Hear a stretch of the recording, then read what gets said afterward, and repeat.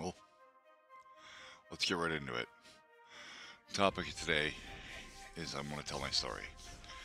And I say I want to tell my story, I don't. I don't want to tell the story because it's a long story and it's kind of boring unless you were personally involved. But it'll explain some things about me and about what I'm doing here. First, let's turn down the music a touch. There we go. So let's get into this. I was the store manager, well, the assistant store manager of a Dunkin' Donuts for about 6 years. And a little over 6 years actually. And I did my best to make sure that things were run well. I was trained well. I have no complaints about the management that trained me or the operation of the building and the franchisee up until about a year before I left. I was unloading a truck and I hurt my back pretty badly. I herniated a disc. I still have a herniated disc. It's a bulge. It is very uncomfortable. It sends shooting pain down my legs. It's sciatica, for all intents and purposes. It's sciatica now. And I have to be careful about what I do. And if I'm not careful about what I do, then I spend a couple days in agony living on these, which are obviously on the end of my desk for that very reason. But nothing happens as an isolated incident. We all know this. When they hurt my back, let's get some pictures here. We're gonna do this. Let's draw a straight line down, and let's get my pencil back out here. Okay. So we'll say right here is where I hurt my back.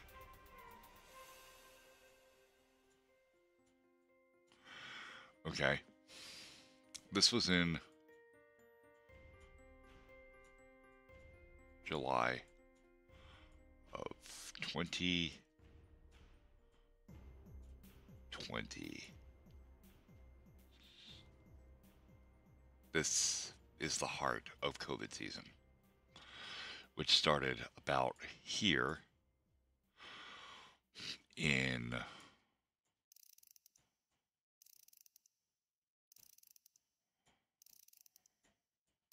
March of 2020.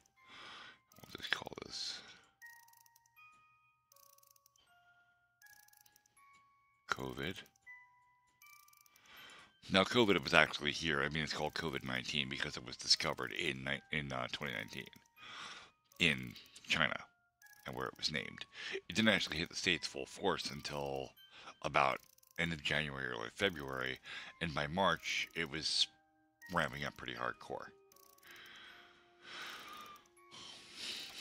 But again, nothing happens as an isolated incident. So now we have my hurt back, and we're dealing with COVID all at the same time. Now, at this point in time, I had not gotten COVID, so I was still okay.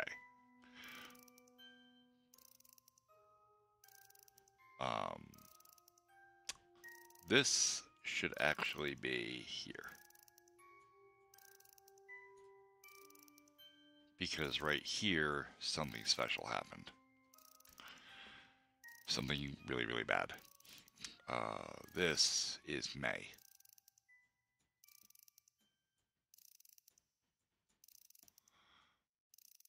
And this is kind of why I didn't want to tell this story, because it's an organizational disaster. Okay, in May, my family's house burned down. Well, not to the ground, but bad enough that we couldn't live in it anymore.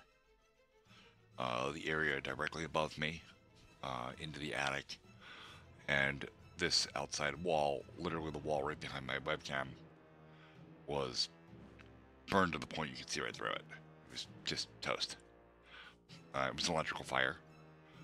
Started due to, I believe, too much voltage being pulled through an outlet by an oxygen concentrator. I believe. Now, the fire marshal said it was an electrical fire, but nobody was ever really you know, they never really deemed a cause beyond that, and I don't think they do. They just kind of say, you know, was it arson? Was it not arson? What started this fire? It was an electrical fire. The only thing that was on in that room was an alarm clock and an oxygen concentrator, and alarm clocks do not pull a lot of power. So the concentrator running full tilt all the time, and we're talking like full tilt. It runs on like, I believe at the time it was running 3 or 4 liters. So it's working. Pulled a lot of juice, a lot of current. It caused the wires of the outlet to heat up, which caused the wall to start to smolder, and we don't know when that happened. I say that because the fire broke out on Memorial Day, but I'm pretty sure the fire was burning for a few days before that, just smoldering the wall, and nobody knew about it. And I'm only saying that because my dog was acting like an absolute asshole for like 3 days beforehand. Like, my dog is really well trained, and he doesn't fool around. He doesn't, like, he's playful because he's a big puppy, but he knows better than to do certain things. I let him jump on me, but only when I up, you know? And he literally, like, barreled into me and pushed me back out the door. He was just whining incessantly, just acting a fool. So something was clearly wrong, and I was too stupid to pay attention to the warning signs, thinking the dog just wants extra attention or something. And no, we were actively dying, and he knew it. So he's a good boy. He gets all the treats he wants now. Anyway, we couldn't live in the house, so we had to live in a motel. So at about this point, the very next day, we moved into a motel.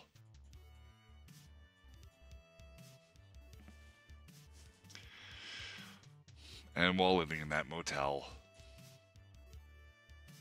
I hurt my back.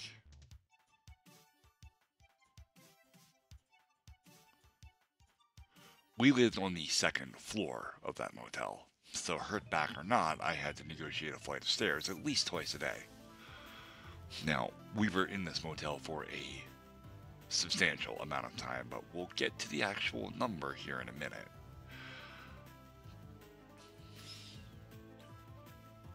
We spoke with some contractors and some people that work with our insurance company, namely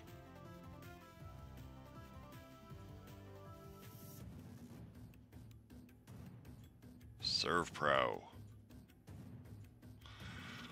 They are disaster specialists, so we had them come in, pack out the house, saving what they could save, not saving what they couldn't save. Pretty much anything that was textile went, because it traps smoke, chemicals, all that stuff. So if it was clothing, it's gone. They did a fairly good job making sure nothing of any real importance went. Unfortunately, we did lose a box of photographs that was just drenched by the fire hoses. It was just absolutely ruined. And it's a shame because it was my father-in-law's box from when he was a kid. So there are pictures of my wife's very old family that are now gone and just lost forever. The guy that was managing the contract for ServPro, and I'm going to be kind and omit his name, even though I shouldn't. I should drill him to the wall, and we'll get to why soon. Promised us everything. Promised us the world. Promised us that everything would be covered, that everything would be fine, that the insurance will cover it all, and all we have to do is direct them to a degree of what we want done, if any changes need to be made at all. And there were changes that need to be made. Like, this used to be a 2-family house, and thus had 2 kitchens. That's not necessary anymore. It hasn't been a 2-family house in a decade or more. So there's just no reason for that. We'll save the money from the kitchen that was supposed to be the second kitchen that should have been replaced, and use that money for other things. Yeah, he lied to us. The money they saved by not putting in a second kitchen, they just kept.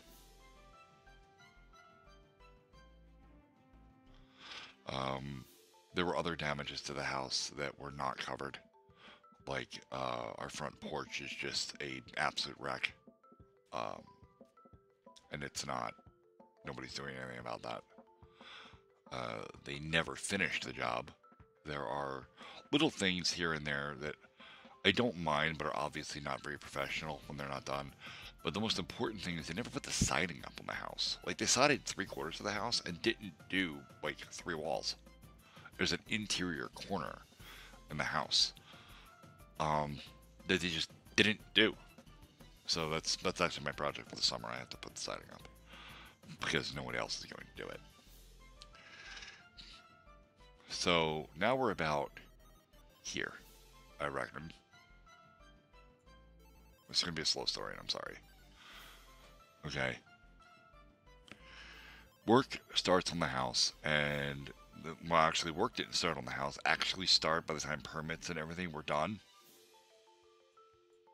November. We moved into the motel on Memorial Day.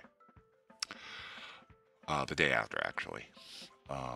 We did not see any work being done on the house until November. Now, mind you, there's a giant hole cut in the roof of the house where the firefighters had to open up the attic space to spray water in there to put the friggin' fire out. So now we're talking about months of rainwater seeping in. They boarded it up with like OSB, but OSB isn't very good against the elements. It's glued together flake board. It's press board. It's not fantastic uncovered. I mean, wood untreated doesn't do well in the elements as is, but OSB is particularly problematic. So water got into the house. There was obviously mildew and mold growing on stuff, which they promised that they would clean up, and for the most part they did. They brought in a guy that cost extra, that thankfully the insurance covered, to spray everything with a mold sealing paint. It's this white stuff that looks absolutely atrocious. Thankfully you can't see any of it. So they sealed everything up, but that didn't happen until much later. We made a few other slight alterations to the floor plan upstairs, creating fewer rooms with fewer walls. It was 3 rooms upstairs, now it's only 2. Well, it's still technically 3 because there's a bathroom up there, but there always was. So it was 4 rooms, 3 bedrooms and a bath, and now it's 2 bedrooms and a bath. I wanted to change things around just to make the spaces usable. The bedrooms were very small and not conducive to actually use. We have 3 children, and I wanted them to have a place for their beds and their toys, not just their beds. And there's a whole back half of the house as well. As I said, this was a 2-family house, so there are 2 sets of stairs, and there are 2 sets of bedrooms. There's the bedrooms above me, and there's the bedrooms in the back half. Which there are 3 bedrooms in the back half and 2 up front here. Now, to not get too far off topic here, this just kind of went for a while, right? This was just kind of the norm for a while. We lived in a motel, we waited for them to work in my house, we got status updates occasionally, permits were done in November, so that was fine. They didn't need any additional permits beyond that because the permit was all-encompassing for all damages related to the fire. So no matter what they needed to do, the permit covered all damages related to the fire, which is good. That decreases the need for additional paperwork and additional expenses because permits are expensive. Now, I would see the guy that was managing this contract for us, the guy that was representing ServPro, every single morning because he came by my Dunkin' and ordered a cup of coffee for his wife. Most days it was a pumpkin spice coffee. And I know his wife. His wife is a very nice lady. I have nothing bad to say about the woman. He's a douchebag though, and I want to punch him in his face.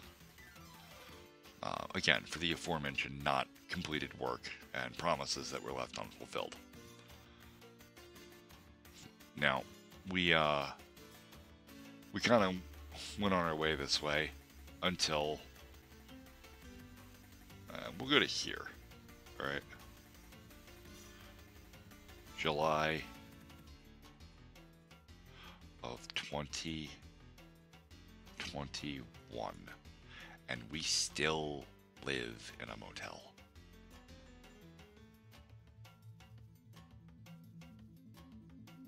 It's been a year now. Now, our insurance company had said way back here that they're going to rent us a motel because they don't want to pay for a year-long lease on a rental property because the project should not have taken a year to complete. Here we are a year later, and we still live in a motel.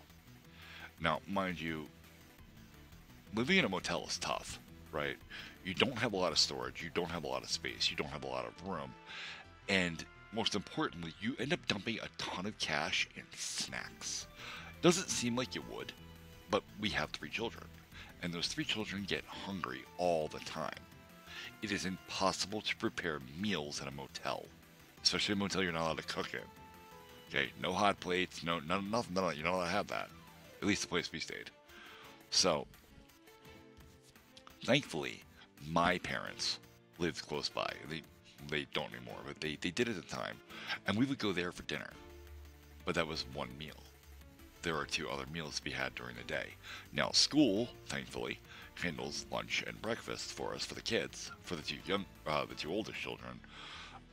But my youngest was still a toddler. She's not in school yet, not even daycare, nothing. So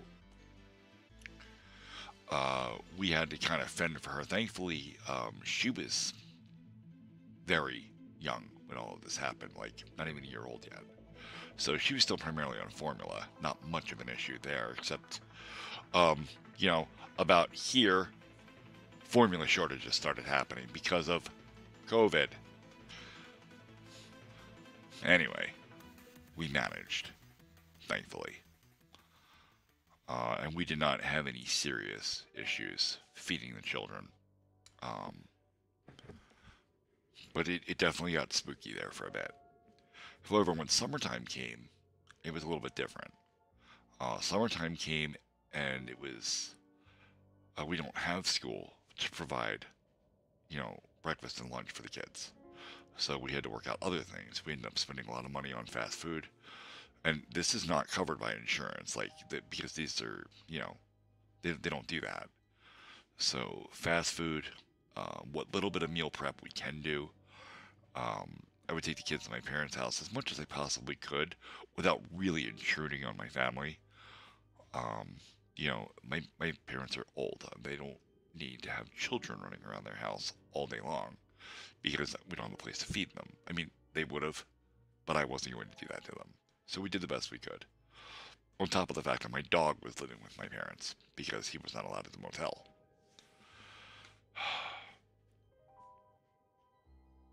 Moving right along. Here, I'm pretty furious at this point about how long everything's taking, and I'm still seeing the guy from ServPro every morning in my drive-thru, and I start really harping on him, like, bro, like you got to do something. You got to get this ball moving.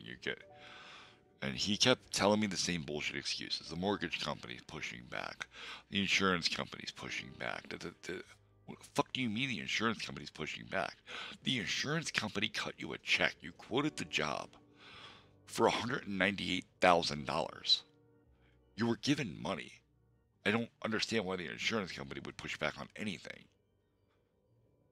It wasn't the insurance company. It might have been the mortgage company because he wasn't allowed to have all the money. The mortgage company actually ended up handling the dispersal of funds, and they wanted to do it as tasks were completed, which was a bit of a bitch. All right.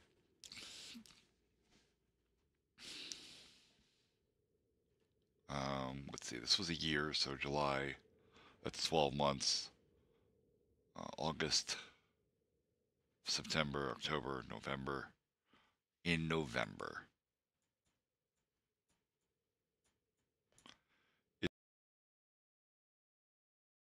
is the 16-month mark. This is the point that I ran out of money. The insurance company ran out of money. they weren't going to. Actually, our insurance company technically ran out in August. Um, and I had enough money in savings to float us until November. And now I'm broke. I have literally nothing. I had a couple $100 in my checking account. And I was struggling. On top of the fact that my back was still very, very fucked up. And I could not work 8-hour days. I couldn't even work 6-hour days. Some days I couldn't work more than 2. I literally couldn't walk. The pain was so bad in my legs that I did not have the physical ability to hold myself on them anymore. And I would struggle with that. I mean, it's just a fast food restaurant, right? It's Dunkin' Donuts. I would pull up milk crates to a POS and just sit there and just take orders and drive through because I could do that as much as I could. But even that was too much. I had to get horizontal. So I would end up punching out early, missing a lot of hours. Now I'm not 40 hours anymore. Now I'm not maintaining my requirements as an assistant manager. And then it got really bad because my boss left in August, right here. My boss, Balesh, great guy. I mean, just super, super dude. Went out of his way to help me 1,000 times, and I did the same for him. We were very good friends, aside from the fact that we worked together. And he decided he wanted to go do something else, and he left. He left the company, and he went to Connecticut, I believe, to open his own wine and spirits store. And I'm super happy for him. I still talk to him. We text every once in a while, wish each other happy birthdays, that kind of stuff, you know. Um, and the store owner did the shittiest thing that she could have did. Instead of promoting me to manager, which I could have done, because that would have required me to sit in a chair in the office to handle scheduling, to handle uh, ordering, to handle inventory, all of that, which I could have easily done. Instead of putting me in that position, she put someone else in that position and then expected me to train them.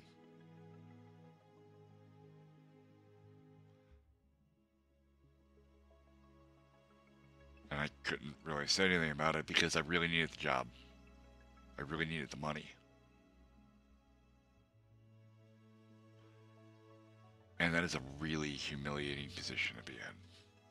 To be told, you're not good enough to do this job, but you're good enough to teach somebody else how to do this job.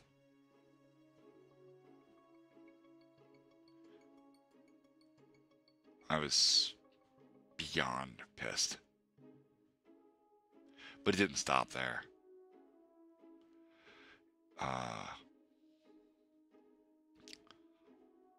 He didn't work out, that manager. He worked for us for about 3 months, and he got, I don't know, something happened to his skin. Like, it looked like really bad, like, eczema on his hands, but it wasn't eczema. It was way worse than that. Like way worse. I've seen pretty bad eczema.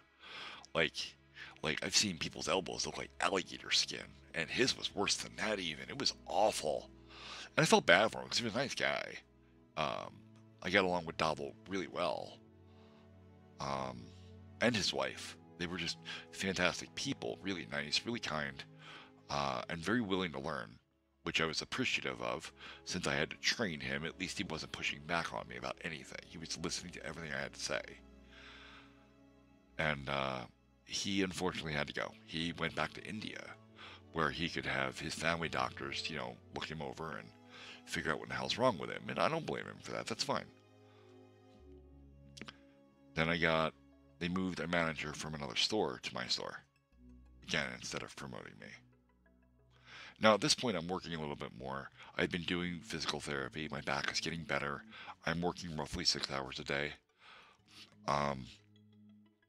Which isn't a full 40-hour week, but it could be. I could just work an extra day. It's not really a big deal.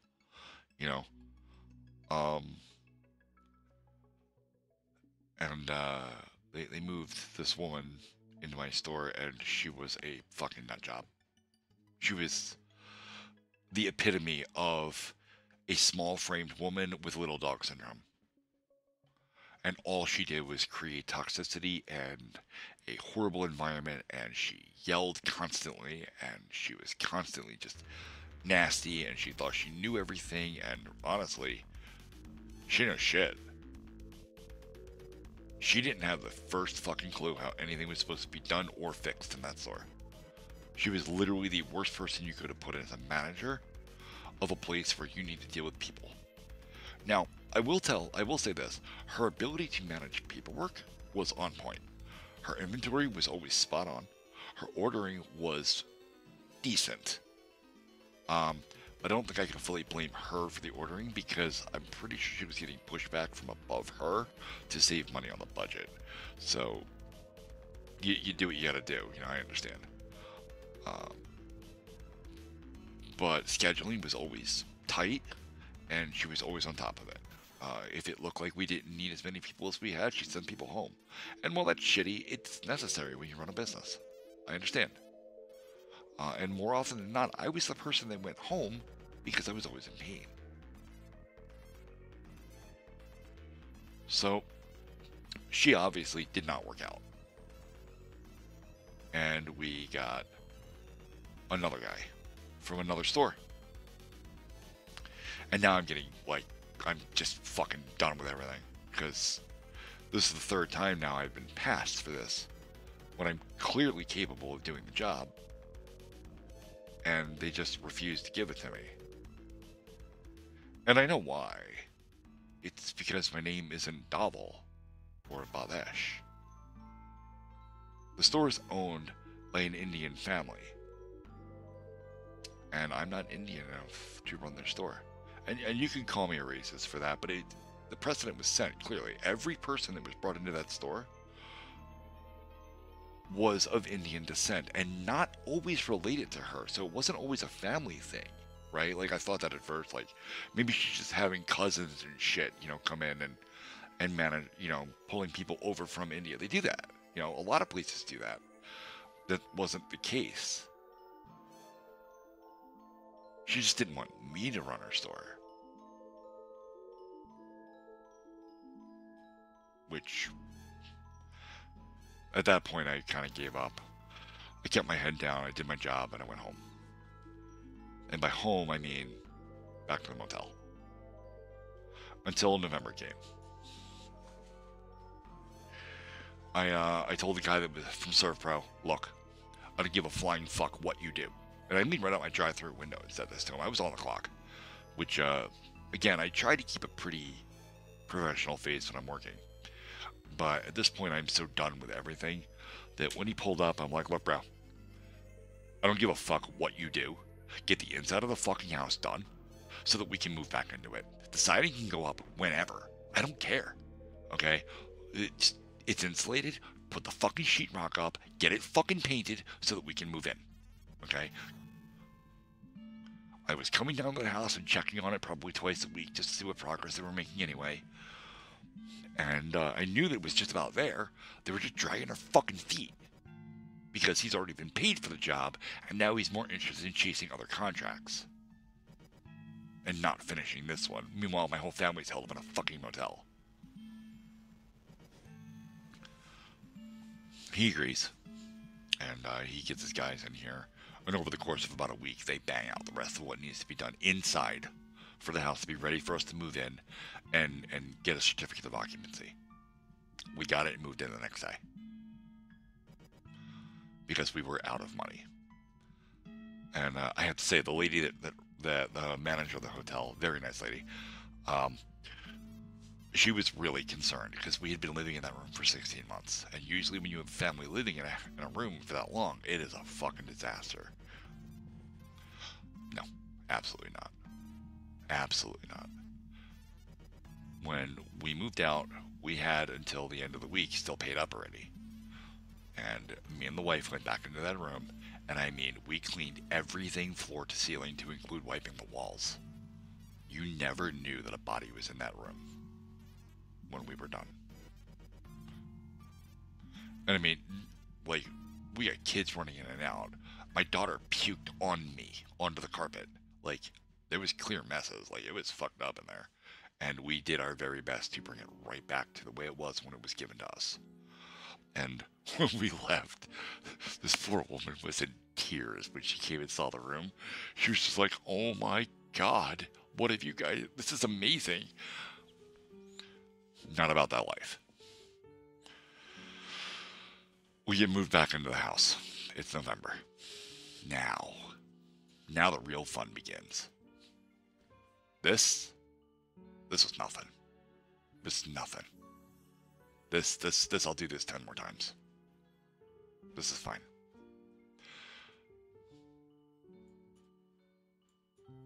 We're gonna go to February.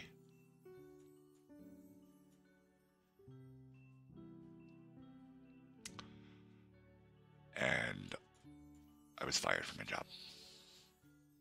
I was fired. Because I insisted that people do their job. Because I was tired of covering people that didn't show up for work. That I was tired of the store not being cleaned properly by our night shift. Or by our day shift, honestly. I can't even, this isn't a night shift, day shift thing. This is, nobody was doing their fucking job. And the place was getting more and more disgusting. Like, I in my life, I've never seen people not know how to use a broom. And I lost my shit. And I mouthed off to the district manager, the store owner, the operations manager. Like, I flipped out in the back of the store. I was like, I'm done. I'm done with all of this. This is a bunch of horseshit. And unless you get this under control, somebody's going to come shut this fucking store down. They fired me on the spot. And then tried to say I quit. Without notice.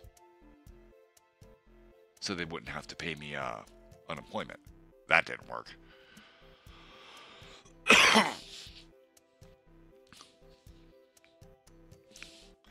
So from then until about now, I've been basically jobless. I work with my best friend occasionally. He has a scrap metal removal business. We go to people's houses. We pick up heavy things. And we put them in the truck. And mind you, I still have a bad back. And some days it's absolutely excruciating. But this is the hand I'm dealt, and I have to play it now. Mike is acutely aware of my issues. Me and Mike have been friends since 7th grade. So he works with me on anything that I've got serious issues with. You know, I can safely lift about 150 to 200 pounds. Not lift it up off the ground, like stand it up and walk stuff, you know. He's a gorilla. He can pick up 400 pounds. Shift it onto his knee and throw it in the back of his truck. He's a fucking beast of a human being. But I make anywhere from about $100 to $120 a day working with him. We work 3 to 4 days a week. That's just about enough money to keep our bills paid, but only just barely. And I'm tired of struggling. So I got an idea. Mike runs a YouTube channel, Adventures with Mike. It's a good channel. He's got almost 5,000 subscribers. He's monetized now. He doesn't make a lot of money, but he makes a little bit. It covers his 4-wheeler payment every month, which, you know, that's pretty cool. And I was like, you know what? I want a piece of that action. I want to try that. So I started a YouTube channel, and now I've got 1,500 subscribers. And I was like, you know what? I can do better. I can do better. I've got free time still. I can stream on Twitch, build a community, and let ad revenue make me a little bit of money there. I will use the stream to make shorts for a second YouTube channel. And I will literally burn the candle at all of the ends that I can set a fire at. Because long before here, when I was 18 years old, I was homeless. I lived on a park bench. I slept in the rain. I've had to fight to eat. I've had to fight to survive. And while I could do that again if I had to, I have 3 kids to consider now. That's not a life I want for them. So I will burn the candle as many times as I have to generate income. Which brings us to present day. The house is falling apart. Most of the shit that the guys did, they did wrong. We have vinyl floors wall to wall through the whole house, and half of them are broken and peeling up because the subfloor underneath of it wasn't thick enough, and they all cracked from children running on them and my 250-pound ass walking over them.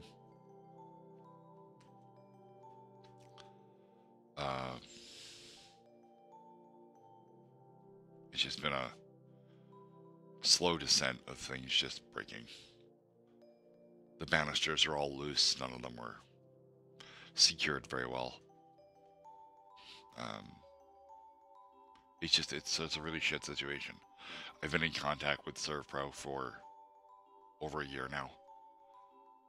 They keep giving me the runaround, telling me that, they're working on this, they're working on that, but I know they're not working on anything.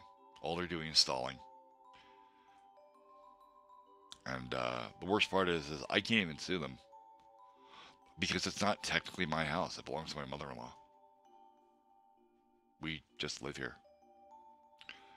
And she won't do anything because she's too lazy. She just exists in front of a tablet and her phone all day long, doing nothing. And the more you remind her to do these things, the more you get, yeah, I'll do that, and then she doesn't. So, it is what it is.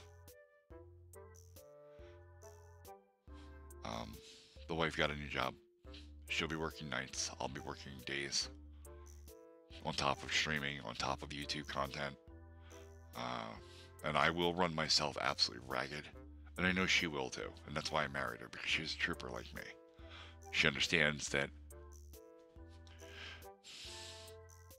an easy life is something you have to work for. It's not something that's just given to you. You don't get it just easy. If you want it easy, you have to plan for that. And right now, we're just getting to the point where we're trying to survive. We'll work on easy later. Maybe next year. Maybe the year after that. I don't know. But for right now, we're doing what we need to do to make sure that all of our bases are covered. And maybe a little bit extra. And I mean only a little bit. We buried ourselves in debt pretty good. My credit cards are almost all maxed out. Almost all. She has 2 credit cards that are not maxed out. One I think is close to. We don't have a ton of credit cards either. I've got like 2 and she's got like 3. So we're not talking about, millions of dollars of debt here. I think our combined total debt is, if you consider our student loans and everything, I don't know, like maybe 80 grand. Maybe. Probably not even that high. It's probably 60, probably 70 grand or so. I don't know. But yeah, student loans are student loans. Everybody's got those, except me. And our actual credit card debt, just credit cards, is less than $8,000. So we're buried in debt, but only because we're buried as far as we can be. We're not dying yet, but that's why we're stepping up our game so that we don't. So this is a story about how my house burned down. I lost my job and hurt my back. Oh, you know what? I actually forgot a really important thing that hit really hard. So the house burned down in March. A week later, a week to the day, my father-in-law died. My wife's father. They were staying in a different motel than us. And he, if I had to guess, I forget what it's called when your body starts retaining a lot of water and it puts pressure on your heart. Congenitive heart failure? I can't remember. No, not congenitive. Congestional. Congestional? That's not the word. Anyway, too much fluid, pressure on his heart, didn't pump real good anymore. He went to the ER, never got out. That hit her really hard. It still hits her every once in a while. It catches up to her. So it's been a lot. It's been a lot to unpack in the last couple of years. And it feels like every time we start to get ahead, something kicks us back down. I mean, I guess that's life. That's a lot of people. But that's how I ended up here. That's how I ended up on Twitch. That's how I ended up on YouTube. That's how I ended up making content, because I needed an additional revenue stream. So every subscription helps me. Every watch hour really helps me. The longer you watch my videos, the more, the closer I get to actually monetizing one of my channels. If you come to my stream and hang out, I build video games in my free time. I use Game Maker, I use Unity. I might be looking at Godot real soon. I build websites and Perl infrastructures. I'm always learning something new. I'm always doing something interesting. So if you're interested in technology, or if you're interested in just bullshitting with me, because I'm a real guy with real problems like the rest of the world, and if you have no interest in what I'm streaming and you just want to talk, come talk. Me and Mike are talking about maybe doing a podcast in the future. We're not really sure of all the details of that, but we just started discussing it like earlier today. So that might be a thing. You know, lots of stuff in the works. I greatly appreciate everybody that watches my videos. Everybody that subscribes to my channels. Also, and I hate to do it, but I'm going to do it. I have to figure out my camera right there.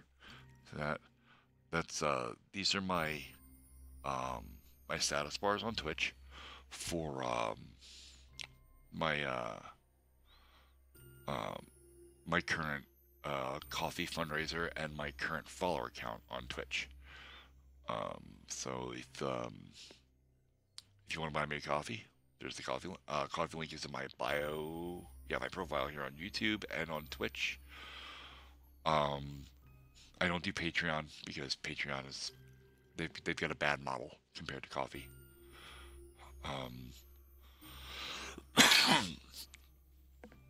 And again, if you just want to come hang out, I stream all the time, usually very late at night. I'm trying to get earlier. I'm trying to work out stuff around the house. I stream from my living room, so I don't have the option of streaming like right in the middle of the day because there are kids running around and it's loud and nobody wants to deal with that. So I usually stream around 10 p.m.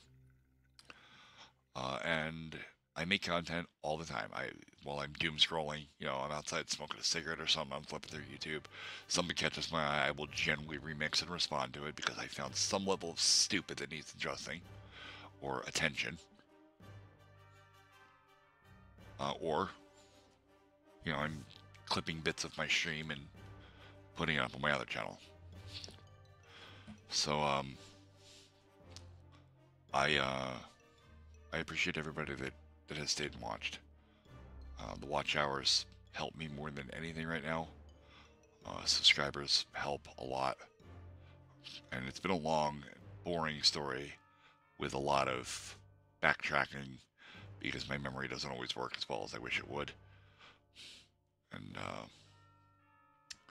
yeah, it's been a lot. So thank you all.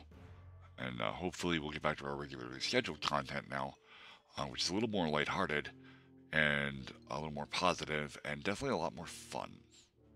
So, until next time.